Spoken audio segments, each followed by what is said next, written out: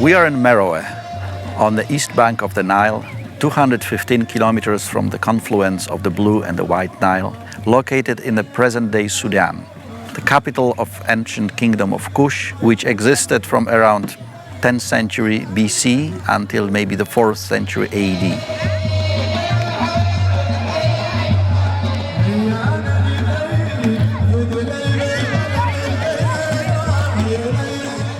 Since year 2000, we've been working jointly with our Sudanese colleagues from the University of Khartoum and Sudan National Museum. Excavations started in 1909 when John Garstang, archaeologist from the University of Liverpool, began his excavations. Some of the objects were donated to the Royal Ontario Museum, where they form the core of our Nubian collection.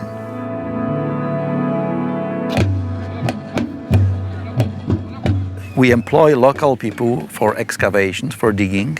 They come mainly from two groups. The Jailin tribe, people settled on the bank of the Nile, engaged in agriculture. Another group are the nomadic people such as the Kababish and other tribes who live out in the desert, but sometimes during our excavation season they come here. Among them, I am sure many have the genes, the blood of ancient Meroites, since they have been living here for generations. The first to mention it by name was Greek traveler and historian Herodotus, who in his book mentioned Meroe, the wonderful rich capital of the kingdom of Ethiopia, as he called it.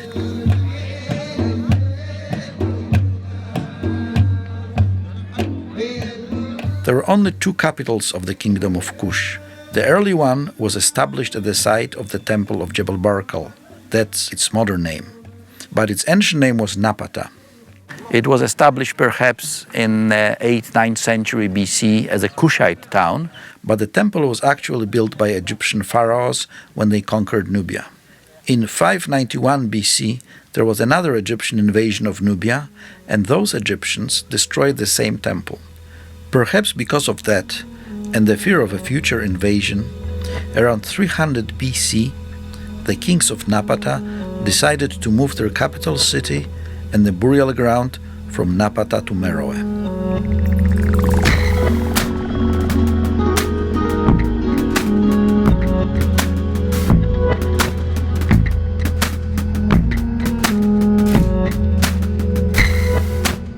The northern group of pyramids is the group containing the largest number, maybe 53 pyramids altogether, although not all of them survive to present day. Some were completely ruined in antiquity, but many, unfortunately, were destroyed by the 19th century robber archaeologists. Travelers like Giuseppe Ferlini, an Italian from Bologna, who explored many of the pyramids searching for gold. And believe it or not, he actually found gold treasures in the pyramid of Queen Amani-Shaheto from the 1st century AD. When dismantling the pyramid, he found in the core of the pyramid, and not in the burial chamber, a vessel containing many beautiful jewels. The treasure was really astonishing, so much so that when Ferlini returned to Europe, he had difficulties selling it.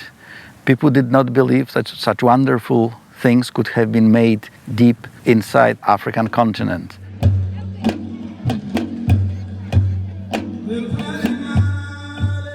In front of the pyramids, the kings or queens would erect chapels with scenes depicting the funeral and representations of a ruler on his way to the afterlife.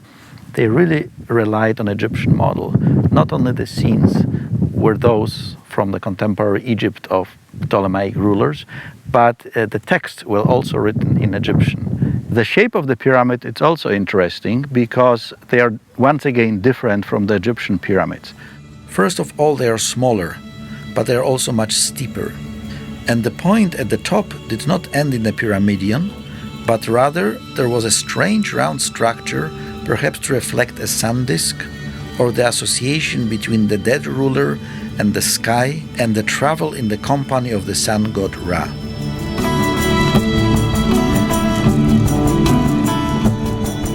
Coinciding with the change of the seat of the kings, we also have the introduction of Meroitic language, we have the change in artistic style, in architecture, we even have the introduction of the new cult, the god Apedemak, the lion god of Meroe. In antiquity, the place must have been roaming with wild game. Lions, antelopes, giraffes, and elephants are frequently represented in Meroitic art. It cannot be a big surprise that the Meroites were worshipping a lion, the king of the animal world. Right behind me, you've got the pylon, that is the main official gate entry to the temple, decorated with a traditional scene of king smiting the heads of his enemies. Except that in contrast to Egypt, here we've got a king and a queen, showing that the role of queens in Meroitic society was much more elevated than the queens in Egypt. On the south wall, we can see 5 divine figures welcoming 3 royal personalities: the king, King Natakamani, followed by Queen Amanitore, and behind them the young prince. They are welcomed by god Apedemak. Here you have a chance to see a magnificent temple of a Meroitic god Apedemak as it was in its natural setting.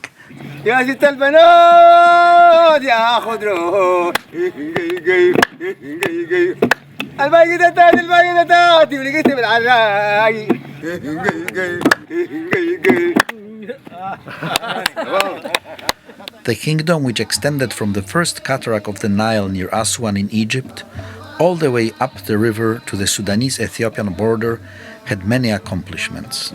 We can admire today the remains of their cities, temples, pyramids, and palaces. The Meroites produced beautiful art, beautiful jewelry, objects of daily life, many of them now in museums, including the Royal Ontario Museum. Archaeology of ancient Sudan, although developing, is still at its early stages. There are whole cities to be discovered, temples to be excavated.